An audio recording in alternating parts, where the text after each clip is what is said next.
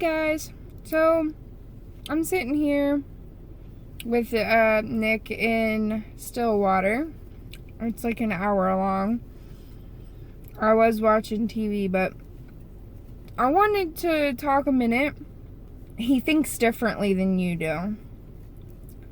So, for instance, when we first got here, we ended up having to skip a week, and it's gonna mess him up. That they took down the cardboard fort, and they're gonna make a new one for Christmas. But he didn't know that, and was just upset over them taking down the other one, which was outside, and it rained a couple times too. So, but he doesn't realize that when he leaves here, he thinks that everything stays in the exact same spot, which is how he is with his room and everything too. It's not just here, it's everywhere. If he does something, he assumes that it stays where he has it. We don't live in a box. We don't live in anything. It is all based on Nick. We live our lives around him because what we might want to do, we might not get to. You know, when we go out in public at all, we have to always make sure that we stay right there with him. We have to prepare like days ahead if need be, or as we're going to do things. If we're going to go somewhere and it's going to be really like before, you know, the pandemic, like if we were going to go anywhere and it was going to be super crowded, whatever, I had to come up with it no more than 4 things, because then you won't remember any of them. But I come up with 4 main points that we need to remember throughout the whole day. And we say it as we're leaving the house, when we get down to the car, when we get there, before we get out of the car, when we get there and up to the door.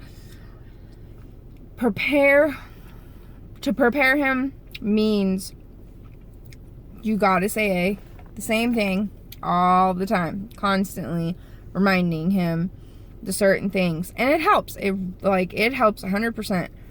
But something happened with the school, and when they were trying to talk to me, if he thinks he is in trouble at all, he will elope. He will run and try and hide.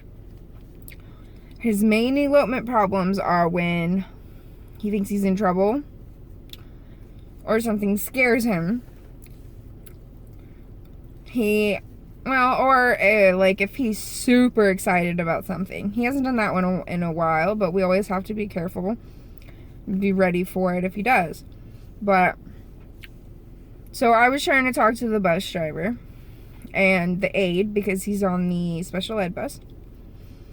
And he thought he was in trouble and that it was his fault, so he took off. And I had to chase after him down the road a little bit, around the house and down the sidewalk, and I realized it was going to be one that he was not going to come to me, and the closer I got, the closer he was going to run off. So I had to sit on the edge of the sidewalk for a good 15 minutes until he came to me. Now,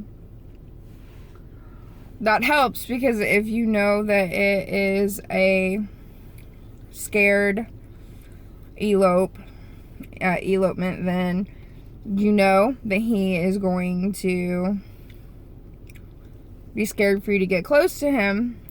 So obviously the sitting down and letting him come to me worked. But I have been around neurotypical kids, and I'm gonna give this example, okay? So a neurotypical kid can look at a board game and ask me how to play, and me knowing that with Nick, I have to show him, go over it with him several times, knowing the risk that he might not understand and get very upset. Have to overthink and then underthink how to explain it that he'll understand. Physically show him and try to talk to him about how to play a very simple game. Like, things like that. Okay, like, you have to really, really think about how to try and explain something to where he'll understand. Neurotypical kid, you can just be like, do this, this, this, and this, and they just go, okay, and walk away. Like, with Nick, you have to throw out any box you have of raising kids and think of a new way to do it. Don't ever compare your kids to other kids. That is definitely what I learned. You have to throw out all of your initial knowledge and start over. And I just wanted to talk about that because I'm just astounded at how often we get stared at, dirty looks. It's just aggravating. It's very aggravating to be out in public with people who don't understand, because they always blame the parents. People always blame the parents, and it's not fair. We're doing the best we can. I mean, nothing's our fault. We're, the best you can do is just try. But everyone is so judgy that society just always assumes, oh, they're spoiled brats, and oh, they need to discipline him better. That just aggravates me so much.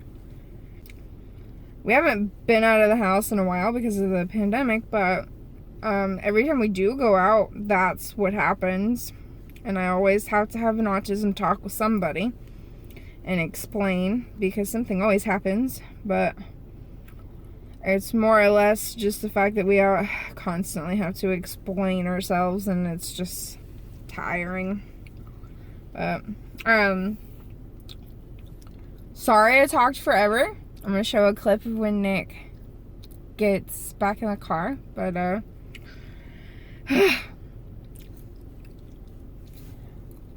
hope you guys have an awesome day. Yeah, my phone holder broke. So. Yeah, this one right here. Yeah, it broke. Oh. So, yeah, it did. It's not wanting to hold my phone. Alright, you can tell everybody what you did today. Hello!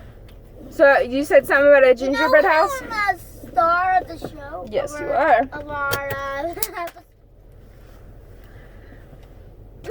That's what I meant about it breaking. That's what I meant. Because, yeah. So, yeah, I told you, bro. I was trying to, open it. I was trying to open it like this. Yeah. Whoop.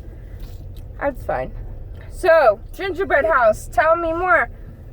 Yeah, and there's a lot of stuff we added. That's very, very cool. Yeah, tell me. So, we painted, we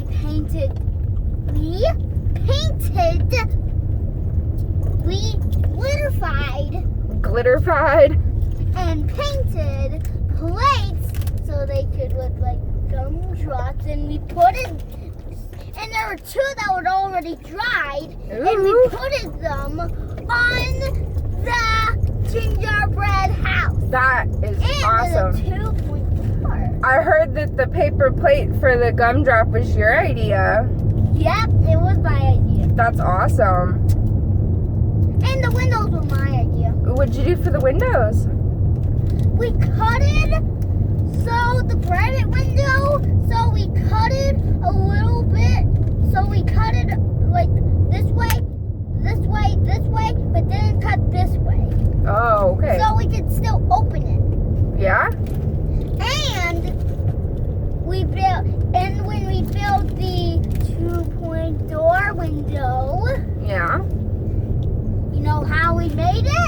How?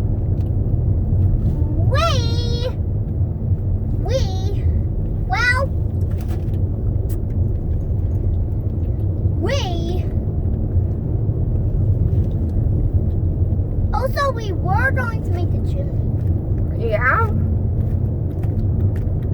Yeah, we were. Also, okay, where was I? Ah, yeah.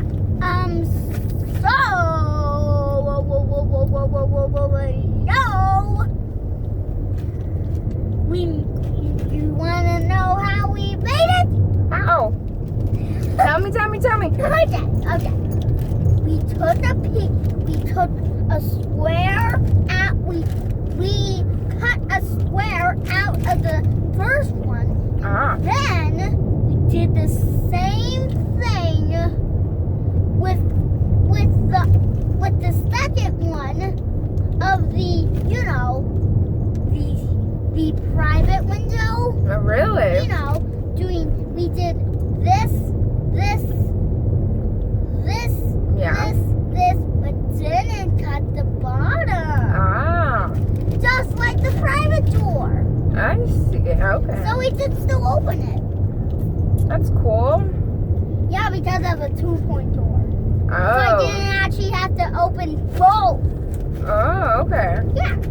I didn't have to open both of the door windows. Yeah? Yeah. That sounds awesome, honey. Yep. And there's more. Well, do tell. Ow, son, my eyes. There's an inside, but we were actually going to add more. We were going to, and when I Should you come guys- back, Yeah, next week?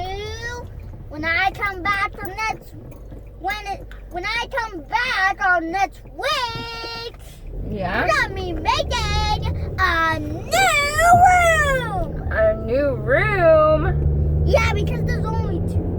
Ooh. That sounds awesome. A door, a living room, Yeah? and a TV room. Ooh. Yeah. So we're gonna be adding new rooms next week. That sounds awesome, honey. So,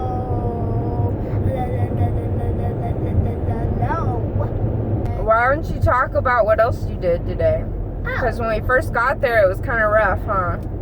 yeah.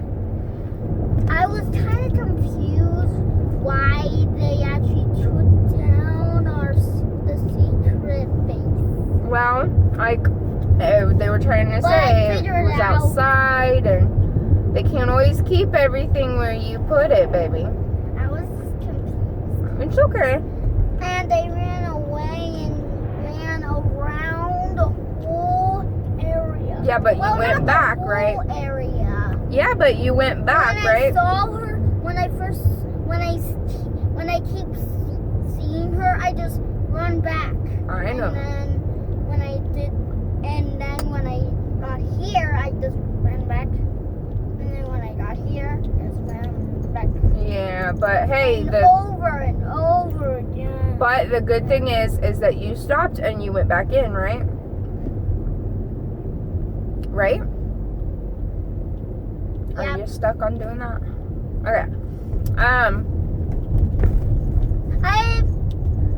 Goodbye. So you watch this video. Okay. Bye. Now watch the video.